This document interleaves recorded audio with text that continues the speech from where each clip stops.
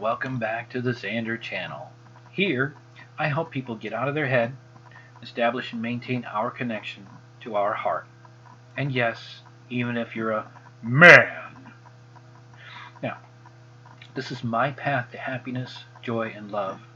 I will also post on how to get out of depression, suicide, stress, anxiety, and other lower vibrational energies on your path to your happiness, especially during the times of true or fantasy crisis, such as the time of this video posting. I invite you to subscribe and join me in this journey towards peace, joy, and happiness. And this video is about 7 ways to pull your wandering mind back into the present moment. This is by Alice Walton. Now, Alice writes, humans spend about half of their waking hours thinking about something other than what they're actually doing in the present. A now famous Harvard study illuminated this reality using an iPhone app that pinged participants at random times throughout the day and asked them what they were thinking about. It found that 50% of the time, their minds were wandering from their current task. Not only this, but they were significantly less happy when their minds were roaming than they were focused on the present moment and what they were doing. This is probably because most of the time, the mind is just generating noise and gibberish. Yeah? Worries, memories, reenactments of the way things should have been, and projections of the future and your lottery winnings. It's easy to get swept up in our thoughts, and sometimes is kind of addictive. Not very pleasant, as most of us know and as studies have found, and it's definitely not great for mental health over the long term. If you feel like your mind is everywhere but in the present because of rumination, anxiety, low-grade panic, fear, anger, and so on, here are some of the methods that both history and science has proved to actually work to pull yourself back into the present moment. Get your head out of your ass, people. Breathe. Number 1, breathe. This is a great method because it's one that works even if you don't believe it will. People have used breathing to calm their nervous system over millennia, and science has recently shown why it works neurologically. There's a cluster of cells in the brainstem that controls different types of breathing: sighing, laughing, gasping, and others. A slow breathing subgroup was identified earlier this year by researchers who also noted its projections to higher areas of the brain involved in arousal and wakefulness. When the cells were knocked out in mice, the mice just chilled out, even in a novel environment. They weren't anxious or exploratory, they just sat around and licked themselves. Okay then. The study may sound very funny, but it's one of the best illustrations to date of why a psychological thing would affect a mental thing so strongly. So the next time you're feeling like your mind is flailing about, try some slow breathing, some yogic breathing, or other breath-based relaxation technique, which there are many exercises online for your help. Again, this is one method that works even if your higher areas of the brain don't believe it. But you don't have to be licking yourself. Just do the breathing, not the latter part. Okay. Now, also have a interaction with nature. Right? There's an enormous amount of evidence, especially on the Japanese front, that spending time out in nature helps mood, well-being, and stress levels. But not everyone could just jump out into the forest when they're feeling overwhelmed if you're in the middle of New York City or Los Angeles, right? Even going to the park is not the same thing. You still see all those buildings.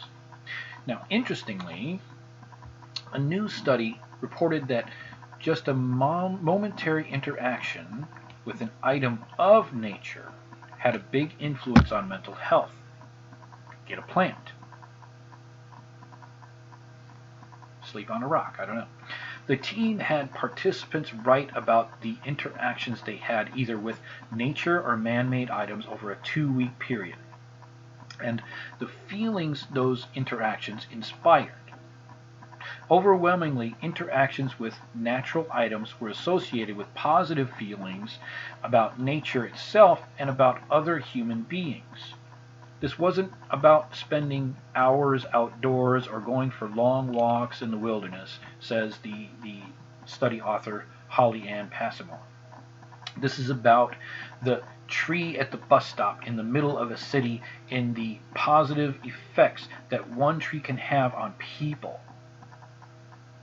She added that the short encounters affected not just the mood, but the sense of elation and perhaps most importantly, connection to other people. So if you're having a moment of disconnect, take a little escape to walk on some grass, pet an animal, stare at the bark of a tree. Some methods may look odd to the passerby, but they will help you pull you out of your head and back into the present. Now, as this video is made, kind of hard to hug somebody or interact with a human within the 6-foot area of the mandated no-go area.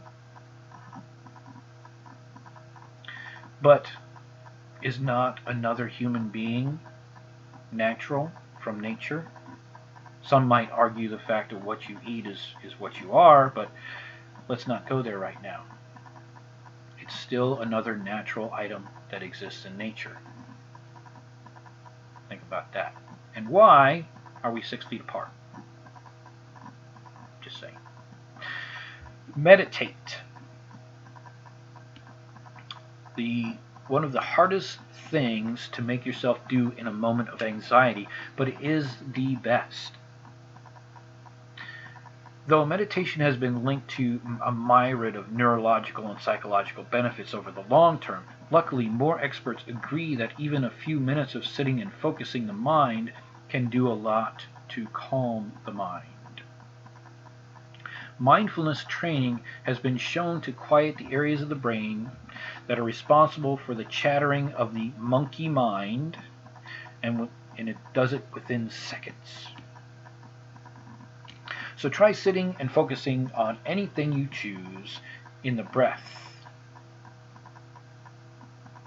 the way the wind and air goes over your throat, through your nostrils, whatever. Focus on one feeling that the breath is causing when you inhale or when you exhale. Also, a short mantra, either in your head or aloud, and the sounds in the room or outside. Focus on not somebody talking, but maybe the sound of the air conditioning, or the heating, or the washing machine, or the dryer machine, or the refrigerator hum in your house. Something along those lines, something that's constant, right? That you can focus on. Focus on one thing.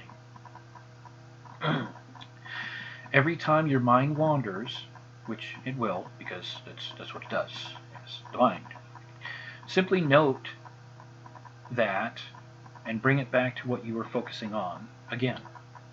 That's what the practice really is, redirecting your attention again and again, because once again, attention is the currency of your soul and your mind. Without attention, you have nothing. Now, do something physical. Okay, an extension of both breathing and connecting with nature is to do something physical. The idea is to override your internal dialogue with a physical activity, and it actually works really good. Take a shower, clean the house, exercise, Go on a friggin' walk. Exercise, of course, has many added benefits other than doing just getting out of your mind, right? Regulates the brain's stress response and encourages the growth of new neurons in the hippocampus area, which means that anxiety and mood will be more regulated over the long term, but any kind of physical activity will work in the short term to yank you out of your head and back into this moment. Be present, and you will be the present. Objectify yourself. This subtitle is a little tongue-in-cheek, but it points out a funny aspect of being human. We tend to think that our mind-wandering thoughts are the truth. Too much of the time, we believe our thoughts and react to them as the ultimate reality rather than passing random occurrences. The reality is that most of the thoughts are pretty friggin' worthless. As Ajahn Amaro said last month, we should take the same attitude towards our thoughts that we have to our neighbor's radio or TV. You can hear it. Sometimes something relevant will pique your interest, but most likely it's just drivel that you can tune out. You don't take anything personally or listen too hard. If we can tweak how we relate to our thoughts, and even to say to ourselves, oh, there the mind goes wandering again, silly thing. Now, we'll be much happier for it. A more formal way to see our thoughts somewhat more objectively is to learn how to diffuse your thoughts through a method like acceptance and commitment therapy or cognitive behavioral therapy. Now, these two methods are immediately related to mindfulness training, and they can be therapeutic in similar ways. Now, talk to someone. Talk to someone? Oh my gosh! Being stuck in your head can be destructive, partly because there's no real order to the monologue, and there's no sounding board to help put things in perspective. And part of the reason that therapy and talking to a friend and even journaling are effective in reining in the mind is that the positive perspective. They provide a positive perspective. Now, the very act of crafting your thoughts into a coherent narrative helps you understand them better. Therefore, you can call bullshit or not, and turn them into a positive meaning, a learning topic, right?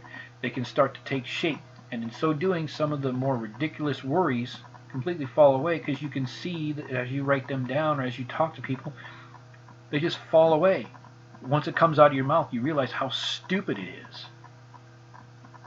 But it also helps you develop a more concrete tool to develop a new relationship with your thoughts in and on your own time.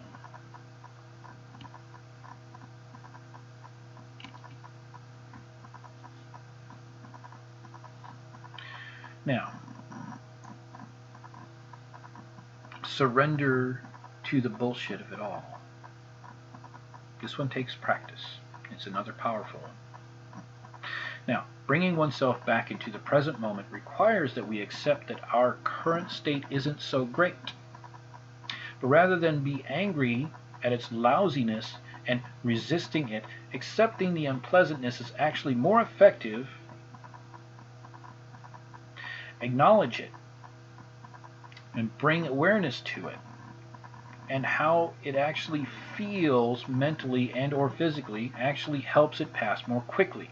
It might sound counterintuitive, but you need to identify what that thought is trying to teach you in the current moment. And if it's not trying to teach you anything, then it's freaking useless. Call it out.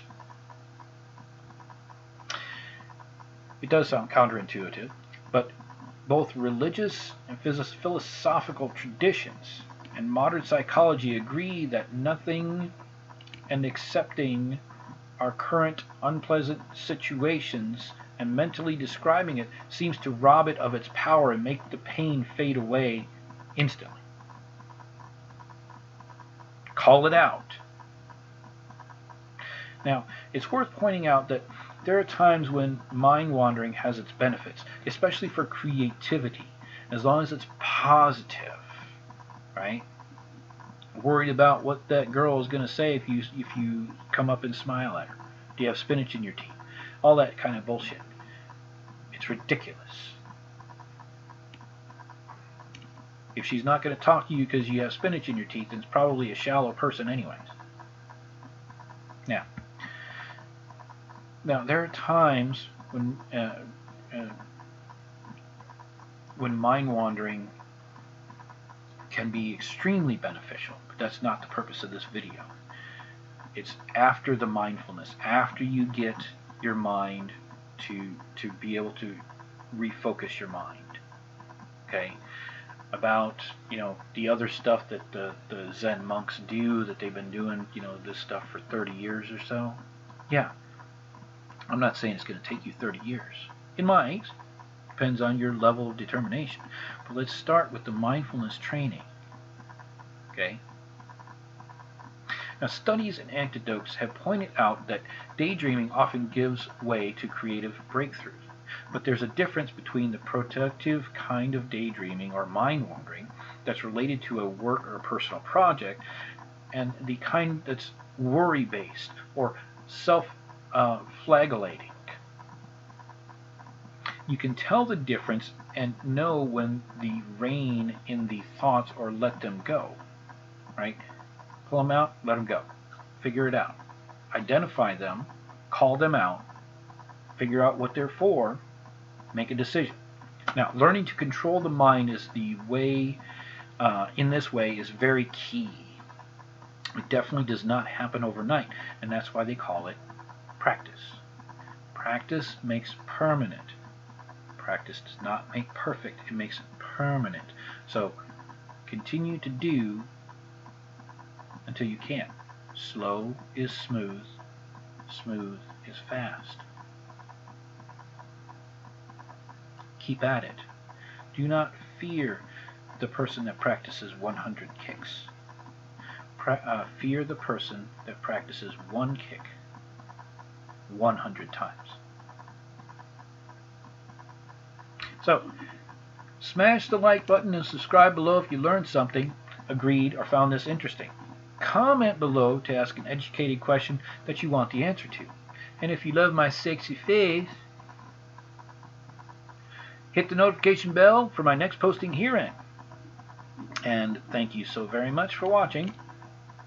I'll see you on the next video, but peace, love, and happiness to all of you. Good day and happy day.